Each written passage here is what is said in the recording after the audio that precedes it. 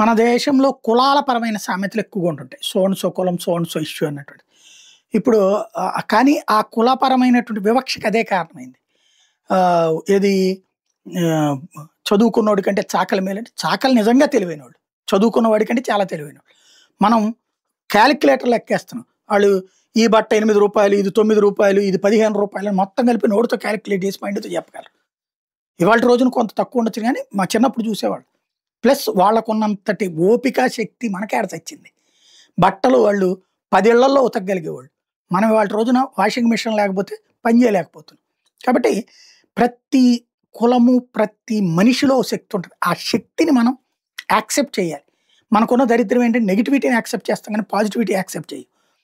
పాలెగాళ్ళ గురించి కూడా ఇట్లాంటిదే ఒక నెగెటివ్ ఉంది. పాలెగాళ్ళంటే పెత్తందారుల దగ్గర తొత్తులుగా పనిచేస్తూ సాధారణ ప్రజల మీదన అరాచకాలు చేసేవాళ్ళు అన్నటువంటి పేరుంది.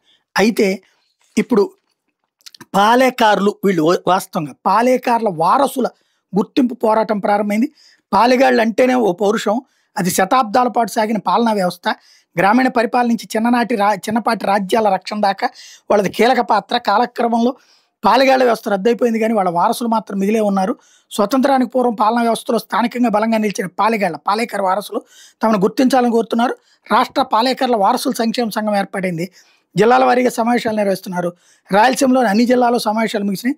త్వరలో ప్రకాశం జిల్లా పుల్లల చెరువులో సమావేశమై రాష్ట్ర వ్యాప్తంగా మొత్తం 50 మంది పాలేకర్ల వారసులు ఉన్నట్టు అత్యధికంగా కర్నూలు జిల్లాలో ఉన్నారని గుర్తిస్తే అందులో ప్రకాశం జిల్లాలో 5గురు ఉన్నారు. ప్రస్తుతం సంఘ రాష్ట్ర అధ్యక్షుడు అన్నమయ్య జిల్లాకు చెందిన కేశవ నాయుడు దగ్గర నుంచి వీళ్ళందరూ కూడా పెద్ద ఎత్తున ఉద్యమించబోతున్నారు.